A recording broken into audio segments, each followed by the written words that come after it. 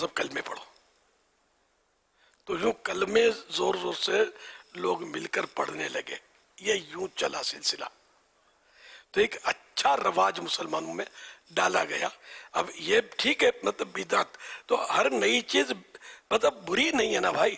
تو یہ تو آپ بھی بدعت نئی چیز ہے. آپ لینتر کی مسجدیں کھڑی ہوئی ہیں, پنکھے لٹک رہے ہیں, تو اے سی بھی لگ گئے, تو یہ ساری نئی چیزیں مسجد میں آ گئیں. تو یہ جتنی نئی چیزیں ہیں سب بدعت. مائک پر اذان ہونے لگی, یہ بدعت. درود شریف اذان میں کسی صحابی نے نہیں پڑھا, یہ تو آپ کو سمجھ میں آتی ہے کیا نہیں پڑھا. تو مائک پر کس صحابی نے اذان دی, یہ کیوں سمجھ میں نہیں آتا ہے. جب مائک اوکے تو درود شریف اس سے زیادہ اوکے ہونا چاہیے. درود و سلام کا منع بھی تو نہیں ہے نا. تو جو نئی چیز مسلمانوں میں رائج ہو جائے اور وہ شریعت میں منع نہ ہو, علماء صلحاء اسے باقی رکھیں, تو وہ مستحب کا درجہ پا لیتی ہے.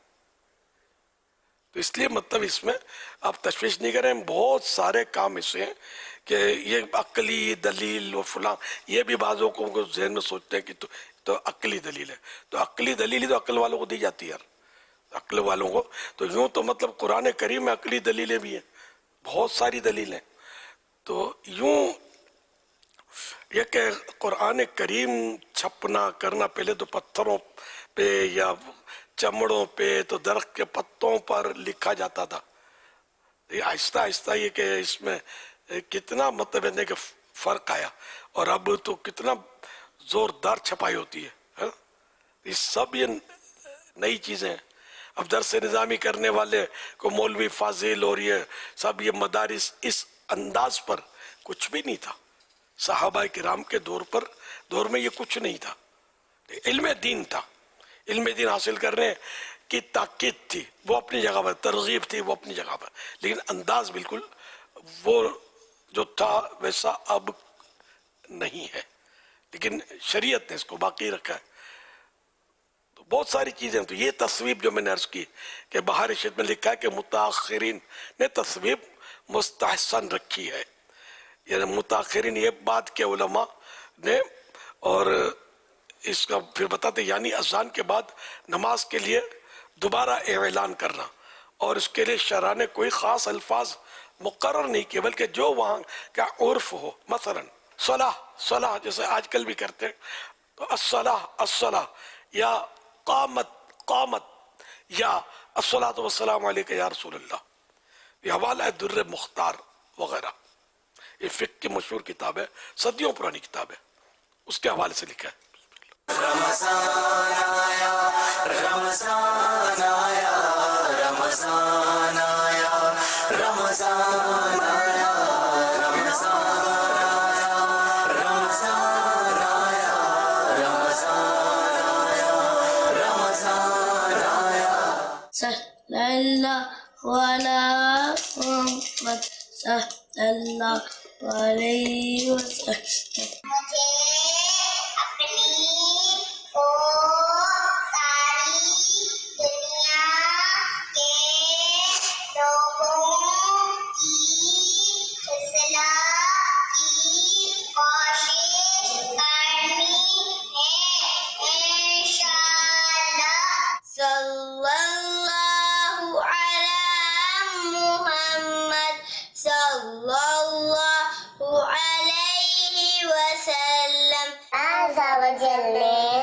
رمضان کریم میں پیارا پیارا قرآن نازل فرمایا. کیا آج آپ نے پانچوں نمازیں ادا فرمائی؟ کیا آج آپ نے پانچوں نمازوں کے بعد کم از کم ایک بار آیت الکرسی, سورۃ الاخلاص اور تسبیح فاطمہ پڑھی؟ کورونا کبھی دامن مٹرا یا پیر میرے اتار پیا.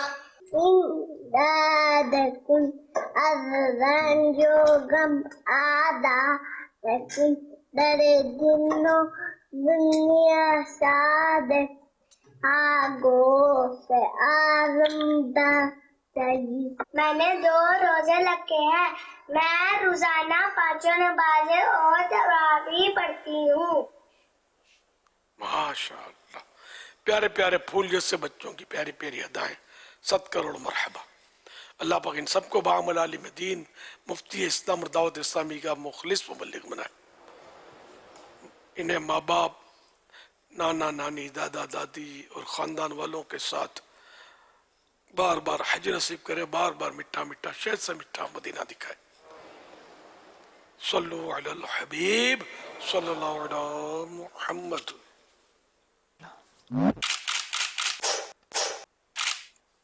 جس طرح اللہ پاک نے دنیا میں 7 زمینیں 7 آسمان بنائے ہیں، اسی طرح لوگ کہتے ہیں کہ دنیا میں 7 ملتے جلتے چہرے والے لوگ پیدا ہوتے ہیں، اور بعض لوگ کہتے ہیں کہ کم از کم 2 ملتے جلتے چہرے والے لوگ لازمی ہوتے ہیں۔ پوچھنا یہ تھا کہ یہ 7 کے عدد میں کیا نسبت اور کیا حکمت ہے، اور کیا واقعی 7 ملتے جلتے چہرے والے لوگ پیدا ہوتے ہیں، یا کم از کم 2 ملتے جلتے چہرے والے لوگ لازمی پیدا ہوتے ہیں؟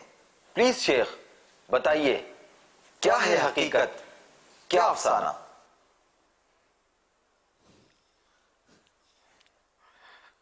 بہرحال ایسا کہیں پڑھا نہیں ہے، نہ علماء سے سنا ہے کہ ہر فرد کا 7 ڈپلیکیٹ، ایک اوریجنل ہوگا باقی ڈپلیکیٹ، تو ایسا کچھ پڑھا نہیں ہے کہ 7 ہوں۔ ہاں ملتے جلتے چہرے والے ہونا تو ممکن ہے، پیارے آقا صلی اللہ علیہ وسلم سے ان کی شہزادی بی بی فاطمہ زہرا رضی اللہ عنہا ملتی جلتی، حسنین کریمین ایک آدھے وجود، دوسرے بقیہ آدھے وجود سے ملتے جلتے تھے، اور بھی کچھ اہل اللہ، اہل بیت حضرات 28 27 26 یعنی کل یعنی کہ 26 ایسی ہستیاں ہیں جو مطلب یعنی کہ سرکار صلی اللہ علیہ وسلم سے شکل و شباہت میں ملتے جلتے تھے، تو یہ 7 تو بہت پیچھے رہی ہے۔ اور ڈبل بھی ہوتا ہے۔ ایک بار ایک صاحب اپنے بچے کو لے کر بارگاہ فاروقی میں حاضر ہوئے، حضرت امیر المومنین عمر فاروق اعظم رضی اللہ عنہ کی بارگاہ میں۔ سیدی فاروق اعظم رضی اللہ عنہ نے اس کو دیکھ کر فرمایا کہ میں نے آج تک ایسے باپ بیٹے نہیں دیکھے، ایسی شکلیں دونوں کی ملتی جلتی۔ تعجب کا اظہار کر رہے تھے، تو انہوں نے عرض کی آنے والے نے کہ وہ اس بچے کا قصہ تو اس سے بھی زیادہ تعجب انگیز ہے، تو وہ کیا؟ تو ان صاحب نے بتایا کہ میں سفر پر روانہ ہونے سے پہلے اپنی بیوی جو تھی اس کو حاملہ چھوڑا، اور اللہ پاک سے میں نے دعا کی یا اللہ اس کے پیٹ میں جو ہے اس کی تو حفاظت کرنا، اور یہ کہہ کر میں سفر پہ چلا گیا۔ جب واپسی ہوئی تو پتہ چلا کہ میری بیگم صاحبہ جو ہیں یہ فوت ہو گئی ہیں، تو ان کی قبر پر وہ کوئی دور سے آگ کا شعلہ، چمکدار کوئی شعلہ نظر آتا ہے، تو میں حیران کہ میری بیگم یوں تو بظاہر تو کوئی نیک صورت تھی، نیک سیرت تھی، یہ کیا ہے؟ تو میں پہنچا اور میں نے کہا نہیں اب میں قبر کو کھول کے دیکھوں گا یہ کیا ہے۔ تو میں نے وہ قبر کھودی، تو یہ جو میرے پاس بچہ ہے نا یہ اس وقت اس سے لپٹا ہوا تھا، اور ماں تو فوت شدہ تھی، اس کا انتقال ہو گیا تھا، اس کی قبر تھی، یہ بچہ اس سے لپٹا ہوا تھا۔ تو میں حیران ہوا، تو مجھے غیب سے آواز آئی کہ تم نے جاتے ہوئے یہ بچہ اللہ کے سپرد کر دیا تھا، اگر اس کی ماں کو بھی سپرد کر دیتے تو یہ بھی زندہ ملتی۔ یہ قدرت کا کرشمہ۔ تو ہم لوگ دعائیں مانگنے میں بھی بخل کر رہے ہوتے ہیں بعض اوقات، اور دعائیں مانگنے میں کوتاہی اور سستی تو کرتے ہی کرتے ہیں، مانگتے کا۔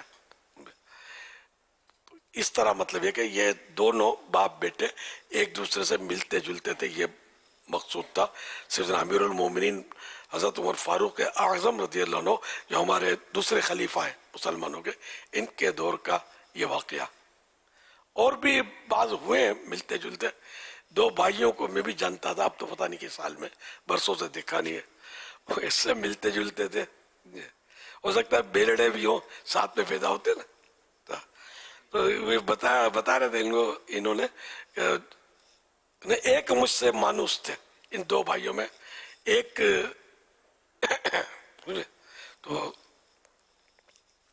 وہ مجھے بتایا کہ مطلب وہ کبھی کوئی قرضے کا معاملہ ہے کچھ تو یار ایک کے بدلے دوسرے میں پکڑ لیتے کہ تو نے پیسے دے، اس کو پتہ ہی نہیں ہوتا بیچارے کو نے پیسے، یا کہ وہ چارج، یہ کچھ الیکٹریشن تھے یہ. تو اس طرح مطلب یہ کہ اس طرح انہوں نے یہ چٹکلے اس کے مجھے سنائے تھے. ملنا جلنا اچھا تھا ایک سے. ہمارے دارالفتہ میں ہیں دو اسلامی بھائی، بہت جو ہے ان کی شکل و صورت آپس میں ایسی ملتی ہے کہ اچھے بھلے جو ہے نا وہ قریب رہنے والے دھوکہ کھا جاتے ہیں.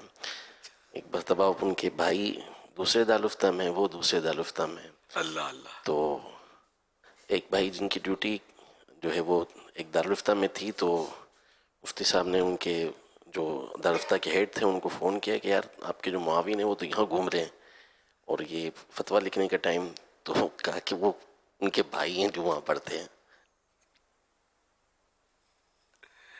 یہ ہوتا رہتا ہوگا، کہیں کہیں ہوتا ہی ہے، ملتے جلتے ہوتے ہیں دو بھائی. ٹوئنس میں بعض اوقات مغالطہ ہو جاتا ہے.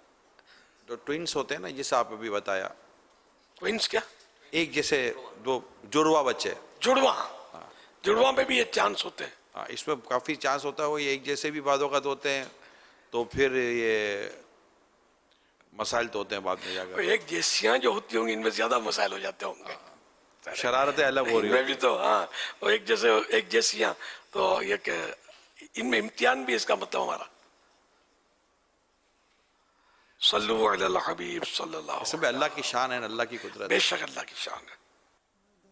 قرآن پاک میں فرمایا هو الذی یصورکم فی الارحام کیف یشاء، اللہ ہی ہے جو ماؤں کے پیٹ میں تمہاری جیسی چاہتا ہے صورت بناتا ہے. بے شک. سبحان اللہ. یعنی وہ الگ الگ نہیں، ایک جیسی صورت والے بھی پیدا کرنے پر قادر ہے. بے شک. کیا بات، سبحان اللہ و بحمدہ، سبحان اللہ. سوال چلائیے.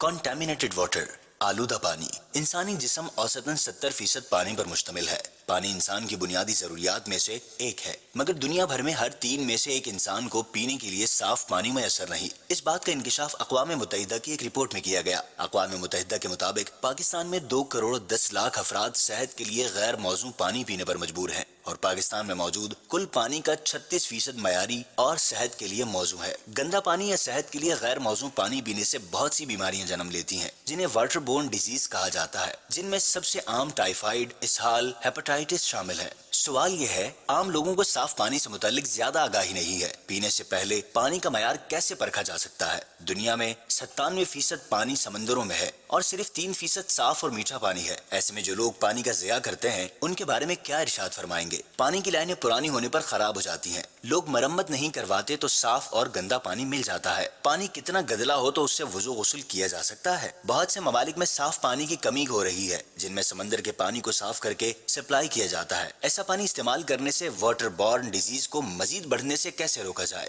بہت ساری فیکٹریاں کیمیکل اور خطرناک مادے دریا میں ڈالتے ہیں جو پینے کے کام آتا ہے. ایسا کرنا کیسا؟ گندے پانی سے سبزیاں لگائی جاتی ہیں جنہیں گٹر باغیچہ کہا جاتا ہے. کیا گٹر باغیچے کی سبزیاں کھانا صحیح ہے؟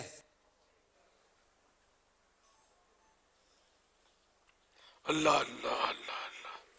یہ کہ پانی تو واقعی دنیا بھر میں مسائل تو ہے پانی کے، یہاں تک کہ وہ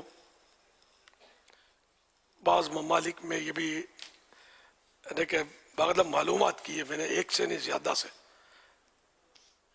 جو ان کے اندر اس طرح کے کام بھی کر رہے ہوتے ہیں کہ جیسے پینے کا پانی الگ ہوتا ہے، وہ تو خریدنا پڑتا ہے، اور استعمال کے لیے الگ پانی ہوتا ہے جو نلوں میں آتا ہے، اس کا ظاہر ہے وہ پینا منع ہوتا ہے. اور تیسرا پانی یہ باغوں میں، پارکوں میں، کھیتوں میں پانی دیا جاتا ہے، وہ سیوریج کا ہوتا ہے، گٹر کا. اس کو کچھ اس کو صاف کرتے ہیں. لیکن یہ کہ اب وہ خدا جانے کہ اس کی کیونکہ پاک کرنے میں ویسے اس کی رنگت تبدیل ہو گئی، بو مار دی، تو اس سے پاک ہو جانا ضروری نہیں ہے. پاک ہونے کا ایک طریقہ یہ کہ اس کو بھاپ میں تبدیل کر کے اسٹیم میں یہ پھر پانی آئے، اس کی بھی پلاننگ ہو سکتی ہے. یہ بہت مشکل ہے نا. تو یہ پانی اگر اس میں اب نجاست کی بو وغیرہ نہیں ہے، اس بھاپ کا پانی بن کے اب ٹپکا، تو یہ پاک ہے. ورنہ خالی اس کی بو وغیرہ اڑا دی تو یہ پاک نہیں ہے. تو یہ وہ پانی میں نے عرض کیا آپ کو کہ گٹروں کا، اور یہ پانی پارکوں میں، باغوں میں، اور ہے مطلب مسائل ہے. اب جس کو پتہ ہے تو اپنے کپڑے وغیرہ بچائے گا، احتیاط کرے گا. سب کو پتہ نہیں ہوتا یہ. پانی کی تو تنگی انٹرنیشنل تنگی ہے. ہمارے بھی پانی کی ذرا قلت تو جس سے بیان کیا دنیا بھر میں 97% تو بتا رہے ہیں کہ وہ سمندر ہے. سمندر کا پانی نہ پی سکتے ہیں، نہ کپڑے دھو سکتے ہیں. یہ تو بہت کھاری ہوتا ہے نا. تو اب ایسی صورت میں ہم کیا کر سکتے ہیں؟ ایک تو دعا کریں، اور دوسرا کہ جو قابل استعمال پانی ہے اس کو ضائع تو ویسے بھی نہیں کرنا. سمندر کا پانی بھی ضائع کرنا تو نہیں ہے. تو ضائع کرنے سے اس کی زیادہ مطلب اہمیت ہے کہ آدمی اس کو مطلب حفاظت کرے اس پانی کی. ورنہ یہ کہ قرآن کریم میں تو وعیدیں موجود ہیں، وَلَا تُبَذِّرْ تَبْذِيرًا إِنَّ الْمُبَذِّرِينَ كَانُوا إِخْوَانَ الشَّيَاطِينِ وَكَانَ الشَّيْطَانُ لِرَبِّهِ كَفُورًا. اور فضول نہ اڑا کہ فضول اڑانے والے شیطانوں کے بھائی ہیں، اور شیطان اپنے رب کا بڑا ناشکرا ہے. تو احتیاطیں کرنی چاہیے. اور پانی کی ذرا پہچان تو سب کو، اس میں سوال میں یہ بھی ہے کہ کیسے پہچانے کہ یہ پینے کے قابل ہے یا نہیں. غالباً سوال کا ایک حصہ یہ بھی تھا. تو وہ تو ظاہر ہے کہ کوئی بھی نہیں پہچان سکتا کہ پانی پینے کے قابل ہے یا نہیں ہے. البتہ یہ کہ اب گھروں میں سے چھوٹے چھوٹے پلانٹ تو لگا دیتے ہیں جن میں کوئی دوا کی ٹکیاں وغیرہ ڈالتے ہیں، اور اس طرح پانی فلٹر ہو کر پینے کے قابل بن جاتا ہے. یہ تو ہمارے گھر میں بھی ہے. یہ اس طرح کا پانی، اور بہت سو کے گھروں میں یہ ہوگا، اور نہیں ہے تو ہونا چاہیے، لگا لینا چاہیے. اور یہ کس طرح لگتا ہے، کیا کرتا ہے، شاید یہ حاجی عمران بتا سکے. آر او پلانٹ کہلاتا ہے. R O plant. اچھا اچھا. آر او پلانٹ کہلاتا ہے. آر او مشینیں ہوتی ہیں. یہ جو بھی اس کے ماہرین ہوتے ہیں، اس سے اگر رابطہ کریں گے تو آپ کو اس کی وہ بتائیں گے کہ کیسے ہو سکتا ہے، اور اس کی جہاں جیسی جتنی ریکوائرمنٹ، جتنی ضرورت، اس کے حساب سے پھر اس کی قیمت بھی ہوتی ہے. یہ سب کو کر لینا چاہیے. یہ نلوں میں جو پانی آتا ہے ان کا بھروسہ نہیں.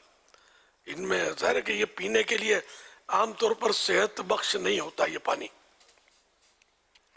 کیا کیا مطلب ان میں چیزیں مل جاتی ہوں گی، اور کیا کیا جانور مر جاتے ہوں گے. میں نے خود یہ پانی آتے ہیں، یہ ٹینک جو بھرے ہوتے ہیں، ان میں بعض کیڑوں کے گچھے دیکھے جو ایک دوسرے سے لپٹے ہوئے ہوتے ہیں. تو ہمارے یہاں یہ پیا جاتا ہے. اسے آر او پلانٹ بھی لگتے ہیں. آر او کی مشینیں بھی اب آ رہی ہیں بعض گھروں میں بھی، بلکہ باہر بھی میں نے دیکھے ہیں کہ مشینیں اب تو کمپنیوں نے بنائی ہیں. تو وہ بھی ہیں. یعنی اگر آپ کی سوچ بن جائے گی کہ آپ نے کچھ اس طرح کا نظام کرنا ہے. فلٹر کے لیے الگ الگ انتظام ہوتا ہے. کچھ فلٹر بھی اچھے معیاری آتے ہیں. اصل میں چیزیں یہی ہوتی ہیں کہ نام تو فلٹر لگا کر بک جاتا ہے، لیکن وہ واقع فلٹر کا کام کرتا ہے نہیں کرتا، یہ خود ایک سوال ہے. لہٰذا بڑی سوچ سمجھ کر اس میں معیار کو کمپرومائز نہ کیا جائے. معیاری کمپنی ہوگی اور کرنے والوں کا پچھلا کو بیک گراؤنڈ آپ کو پتہ ہوگا تو پھر بہتر ہے. ورنہ پھر بندہ اس میں چوٹ بھی کھا جاتا ہے، دھوکہ بھی کھا جاتا ہے. کہ سمجھدار آدمی جس کے پاس یہ چیزیں ہوں اس سے مشورہ بھی کیا جا سکتا ہے. جی. لیکن واقعی یہ ہے پرابلم تو ہے. اب جو بیچارہ مشورہ بھی دے گا وہ سمجھدار بھی ہوگا، لیکن کیا پتا وہ بھی دھوکہ کھا چکا، اس کو پتہ ہی نہ ہو. یہ جو تاہم کوشش کرنی چاہیے. پانی کا ضائع کرنے کا جو مسئلہ تھا، اس میں عموماً جو کار واش کرنے والے ہوتے ہیں ان سے درخواست ہے وہ دیکھیں. ٹرکیں اور بسیں جو دھونے والے ہوتے ہیں وہ بھی غور کر لیں. یہ تو دن دہاڑے پانی کا جو مطلب کہ جو بربادی کی جاتی ہوتی ہے پانی کی، وہ بالکل دن دہاڑے آتے جاتے لوگ دیکھ سکتے ہیں کہ یہ کیا ہو رہا ہے. اسی طرح پارک میں پانی ڈالنے والے, اسی طرح بنگلوں کے اندر, گھروں کے اندر, جو پارک کے اندر جو پانی ڈالنے والے مالی ہوتے ہیں, پائپ لگا کر کھول کر چلے جاتے ہیں. ماسیاں جو کپڑے یا گھر میں جو کپڑے دھونے کا نظام ہوتا ہے اس میں بھی پانی کھلا رکھ دیتے ہیں. برتن دھونے کے نام پر بالٹی پہ پانی کھلا رکھ دیتے ہیں. تو اتنا پانی اس طرح گھروں میں, گھروں کے باہر, لان میں, پارک میں, اور یہ برباد کیا جا رہا ہوتا ہے. بالکل نظر آ رہا ہوتا ہے کتنا پانی برباد ہو رہا ہوتا ہے. اگر یہ سارا پانی سیو کرنے کی کوشش کی جائے تو دنیا میں بہت ساری جگہیں ایسی ہیں جہاں پانی کی بہت قلت ہے. تو ہو سکتا ہے کہ ہمارا کچھ بچت کر کے دینا اوروں کو کام آ سکے, اور ہم بھی کہیں ایسا نہ ہو کہ اسراف میں پڑ جائیں. ماشاءاللہ. یہ گھروں میں ٹھنڈا, یہ گھر ہو یا مسجد ہو, ٹھنڈا پانی نکالنے کے لیے گرم پانی, جیسے وضو بھی کرنا ہے تو در کر کے پانی بہا دیا, جو ٹھنڈا جمع ہے. کپڑے دھونے ٹھنڈا پانی بہا دیا. ہاتھ دھونا ہے, سردی بہت ہے, گرم پانی کھولتے ہی نہیں آئے گا تو پہلے ٹھنڈے کو جانے دیا اور پھر گرم آئے تو ہاتھ دھوئے. یہ سارا نظام تبدیل ہونا چاہیے. اور کیسے تبدیل ہو, ذہن کس کا کیسے بنایا جائے.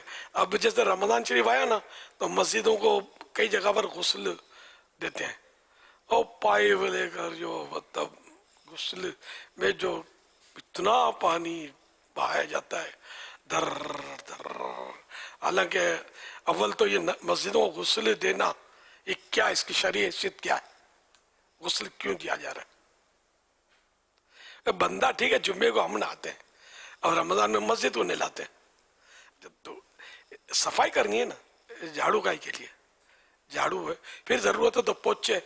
تو یہ رمضان کے پہلے ہی پوچھے ضروری ہیں یا دھلنا, گندگی کوئی ہو گئی جب بھی ہوئی تو صفائی تو کرنی ہے.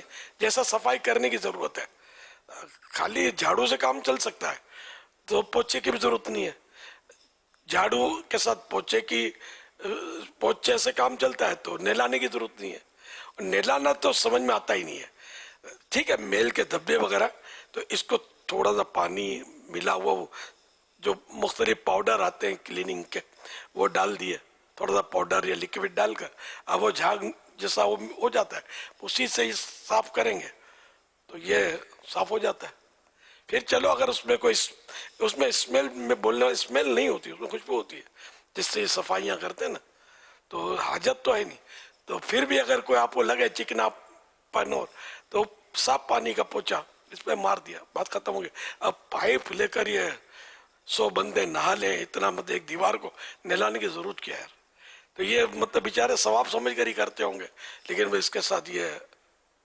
اور ویسے عام دنوں میں بھی جب صفائی کرتے ہیں مسجدوں کی یا گھروں کی یا پارکوں کی یا کاروں کی, تو یہ پائپ سے اس کو نہلا رہے ہوتے ہیں. یہ ہر جگہ ہو رہا ہے تقریباً, انٹرنیشنل پرابلم ہے یہ. پھر بعض وقت پائپ بند کرنے کی بھی پرواہ نہیں ہے, بول جاتے ہوں گے تو دڑ دڑ دڑ دڑ دڑ دڑ پانی بہ رہا ہے. اوپر ٹینک ہوتے ہیں, ٹینک موٹر چلائی, ٹینک میں آپ نے دیکھا ہوگا, میں نے بھی دیکھے کہ بعض اوقات یہ کہ پھر وہ پانی بہ رہا ہوتا ہے, بس موٹر چلا کے بھول گئے, اور جب تک بہ رہا ہے اور کسی نے توجہ دلا دی تو اب بند کر دیا, مہربانی کی, ورنہ پانی جتنا جا رہا ہے جا رہا ہے. تو یہ پرواہ نہیں ہے, مطلب ایک تعداد. تو یہ جو مصیبتیں آ رہی ہیں پھر تنگیوں کی اور قلت کی, پانی کی یا مختلف چیزوں کی, یہ دیکھا جائے تو یہ ایسا لگتا ہے کہ یہ سب اپنے ہی ہاتھوں کے کرتوت. تو یوں مطلب اپنے ہاتھ سے ہم لوگ یہ سب کما رہے ہوں. اس کی وہ محاورہ ہے کہ اپنے ہاتھوں کے کیے کا کوئی علاج نہیں. جو ہاتھوں سے جو مصیبت لی اس کا کوئی حل نہیں ہے. ہماری حالت ایسی ہے, ہم چل رہے زمین پر اور سکھی ہیں, سمجھو اللہ کا یہ کرم ہے, یہ ہمارا امتحان ہے سمجھو. باقی ہم ہر فیلڈ میں, ہر معاملے میں مطلب ہم ناکام ہیں. بڑی بڑی باتیں ضرور کرنا آتی ہیں ہم کو, لیکن عمل نہیں ہمارا. اور اتنے مسائل ہم نے, اتنے نقصان. کھانا کھانے میں کیا کم اسراف ہے, جو بچ گیا وہ ایک تعداد آپ کو ملے گی, پھینک دیتے ہیں. دوسرے دن کا بھائی بچے نہیں کھاتے تو تم کھا لو, تمہارے بھی الگ سے نہیں اترتا. بچہ کچا کھانا اور یہ بہت کچھ پھینک رہے ہوتے ہیں. اللہ کریم رحمت کی نظر فرمائے. اگر بولتے ہیں مہنگائی ہے تو مہنگائی نہیں ہوئی تو کیا ہوگا؟ صلو علی الحبیب صلی اللہ علیہ محمد. کہ کیسے پانی سے وضو، یہ بھی کچھ سوال تھا. جیسے گدلا پانی ہے، ہاں پانی کتنا گدلا ہو تو اس